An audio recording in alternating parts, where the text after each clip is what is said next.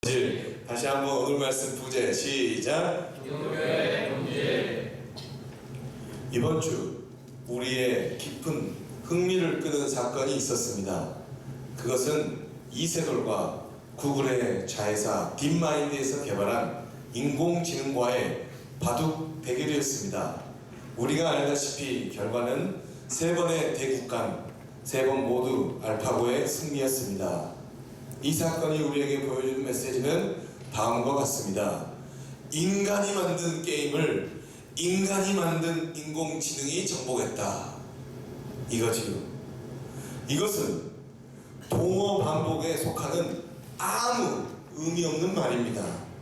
그런데 문제는 마치 인간이 만들어낸 어떤 것, 여기서는 인공지능이 우리의 구원 사건이 될 수 있느냐, 비약해서 말한다는 것에 있습니다. 인간이 만들어낸 그 어떤 것도 우리의 구원 사건이 될 수 없습니다. 왜냐하면 오직 우리의 구원 사건은 주 예수 그리스도를 믿음에서 시작되기 때문입니다. 할렐루야. 네. 여러분들 모두 구원 받으셨습니까? 네. 여러분들 그렇다면 여러분에게 있어서 구원 사건은 무엇입니까? 1번 한번 크게 한번 외워볼까요? 시작. 예수님의 삶과 죽음과 부활은 우리를 위한 구원 사건이다. 그렇습니다. 우리는 예수님의 삶과 죽음과 부활, 다른 말로 하면 복음을 믿음으로 구원을 얻습니다. 믿음의 내용인 복음, 그 복음의 중심에 서 있는 예수님은 십자가에 달려서 돌아가셨습니다.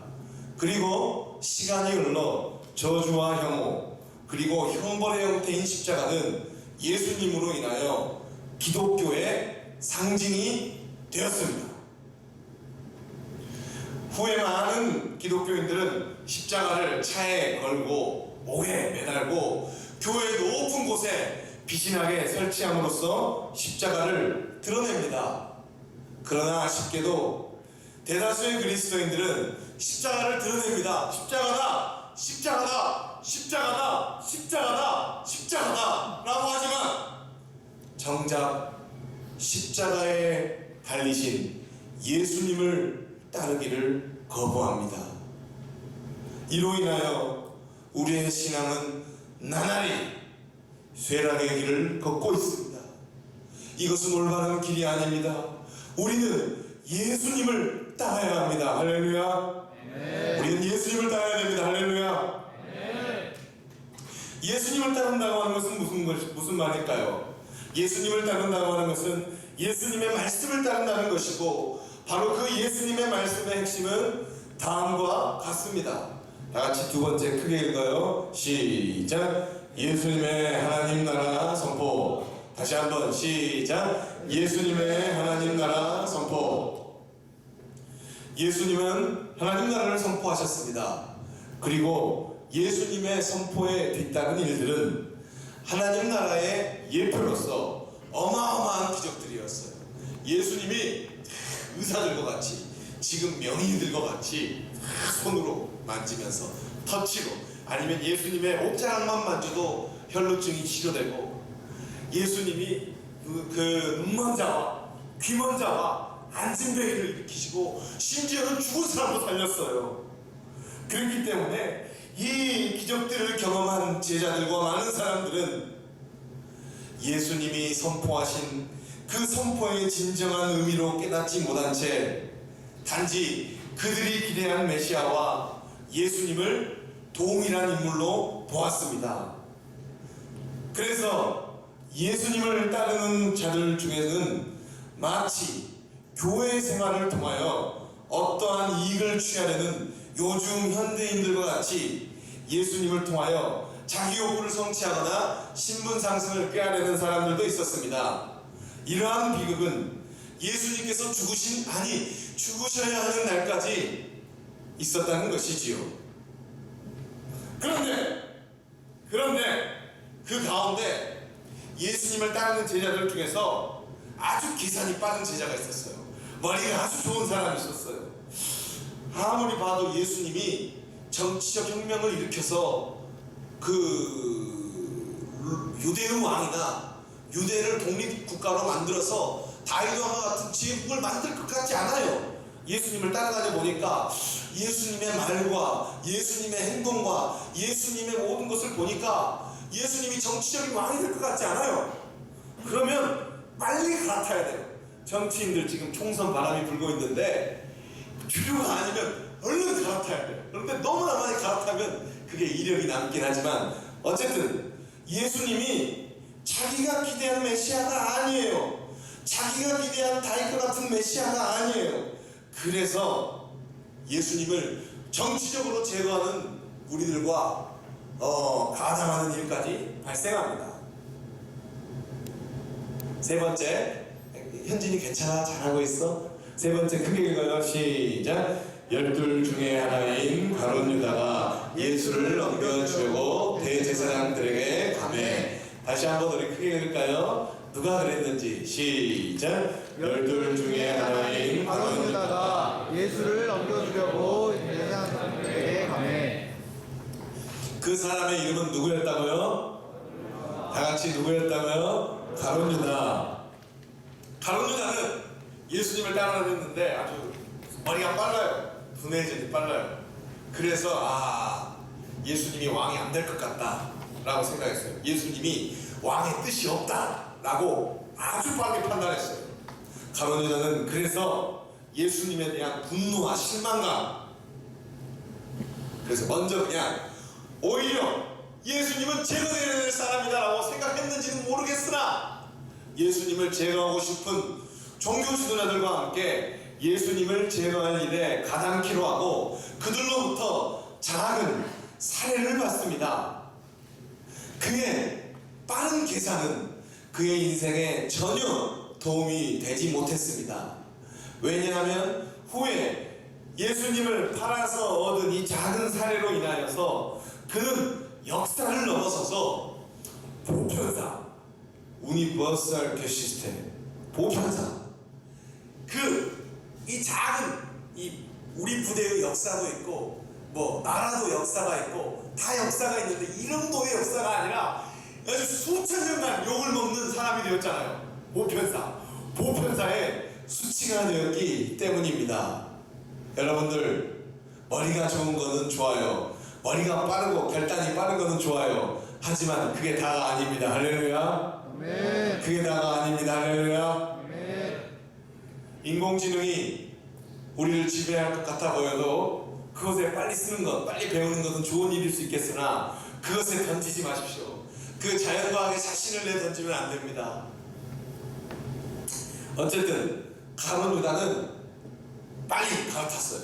하지만 그 빠른 두뇌 회전이 자기를 보편사의 수치로 만들었기 때문입니다. 예수님은 이 종교 지도자들과 가룟 유다, 그들과 담합한 가룟 유다, 자신을 제거할 무리들의 음모를 아셨습니다. 그래서 무교절 첫날, 곧 6월절 양 잡는 날에 성내 객실 가운데서 예수님께서는 제자들과 함께 만찬을 베풀면서 자신에게 해를 끼칠 사람이 있음을 말씀하셨습니다. 여러분, 네 번째 크게 한번 읽을까요? 시작. 인자는 자기에 대하여 기록된 대로 가거니와 인자를 파는 그 사람에게는 화가 있으리로다. 그 사람은 차라리 나지 아니하였더라면 자기에게 좋을 뻔하였느니라 하시니라. 다시 한번요. 예수님이 제자들과 성내 무교절 첫날 6월절 양 잡는 날에 제자들과 함께 모여서 이런 말씀을 하셨어요. 이때 가룟 유다도 있었습니다. 다시 한번 시작. 인자는 자기에 대하여 기록된 대로 가거니와 인자를 파는 그 사람에게는 화가 있으리로다. 그 사람은 차라리 나지 아니하였더라면 자기에게 좋을 뻔하였느니라 하시느니라. 예수님이 얼마나 잔인한 말씀하십니까? 나는 하나님의 계획 가운데서 인자는 이 하늘로서 올라가는 것이 하나님의 계획일지 모르겠습니다. 하지만 그 예수님을 파는 그 역할을 하는 그 사람은 차라리 나지 아니해 왜 태어났냐? 라고 말해요. 이런 식으로 상대방을 욕하면 안 돼요. 너 왜 태어났냐? 이런 말은 예수님께서는 대한민국 선진 병영에서는 도저히 있을 수 없는 살벌한 말씀을 하셨습니다. 부모님도 자녀에게 괜히 속상하면 너 왜 태어났냐? 너만 안 태어났으면, 이런 말은 살인하는 말과 똑같아요. 이런 말은 하면 안 돼요. 막 이놈 저놈 죽일 살릴 이런 거보다 나쁜 말은 너 왜 태어났냐? 왜 태어났냐? 이런 말씀은 극도의 폭언입니다. 여러분, 이런 말씀 하시면 안 됩니다. 할렐루야. 이런 말씀은 하면 안 돼요. 부모님들도 자녀들에게 아무리 화가 나도 그런 말은 하면 안 돼요. 그런데 예수님이 제자들에게 살벌한 말씀을 했어요. 하지만 이 말씀을 듣고 있는 당사자 가룟 유다의 심정은 어떠했을까요? 예수님께서는 직접 임명하신 제자들 가운데 배신자가 있다는 것을 아셨지만 이 일을 가지고 옳고 그름을 드러낼 수 없었습니다. 아니, 그렇게 하실 필요가 없었습니다. 왜냐하면 이 일은 궁극적으로 하나님의 일이었기 때문입니다. 물론 이때 아직도 하나님의 일을 이해하지 못하는 베드로는 예수님 무슨 소리 하십니까? 예수님이 무슨 팔리다니요? 제가 예수님을 지킬 겁니다 하면서 촤 칼을 꺼내면서 예수님 제가 목숨을 바쳐서 예수님의 정치적 경호실장이 되겠습니다. 걱정하지 마십시오. 예수님이 예수님을 따르는 무리들이 얼마나 많는데요 하면서 예수님께 그 충성심을 맹세하면서 이런 그 술자리가 마쳤습니다. 예수님은 하나님의 뜻을 아시고 하나님의 시간이 가까웠음을 아셔서 배신할 자에 대해서 말씀하시고 인자가 어린 양에 끌려가는 어린 양과 같이 팔리게 될 것을 말씀하셨으나 제자들은 아직도 하나님의 뜻을 이해하지 못한 채 예수님께 충성을 다짐합니다. 이로써 예수님께 충성을 다하는 술자리가 마쳤지요. 그리고 예수님과 제자들은 이 예루살렘, 여러분들 보세요. 예루살렘 성전의 이 양도인데 예루살렘 성전의 겟세마네라는 곳으로 향합니다. 다 같이 겟세마네. 다 같이 크게 겟세마네. 이 겟세마네 곳으로 향합니다. 이렇게 성전 미문을 통해서 겟세마네라는 곳으로 제자들과 예수님은 향합니다. 그곳에서 예수님께서는 당신이 총애하는 베드로와 야고보와 요한을 따로 데리고 가셔서 십자가의 죽음 앞에 노출될 자신을 드리는 기도를 합니다.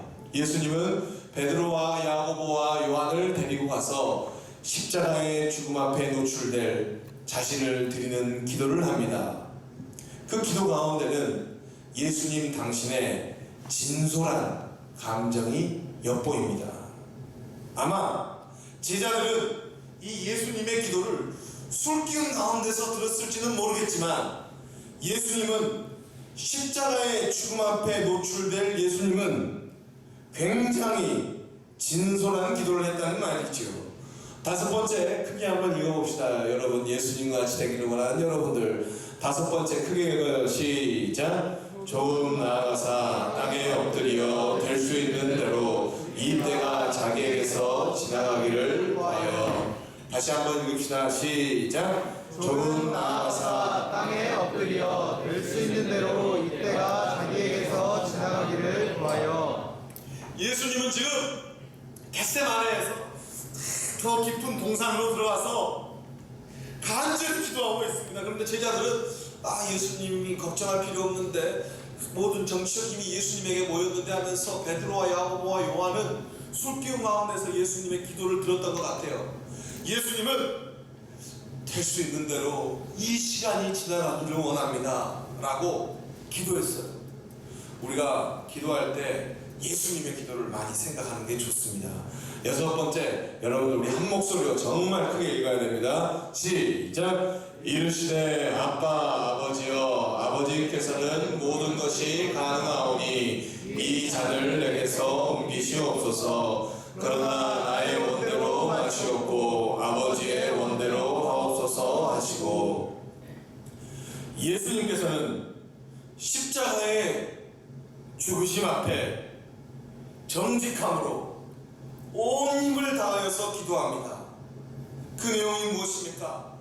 죽음의 잔을 내게서 옮겨주시옵소서. 예수님도 굉장히 솔직하게 기도합니다.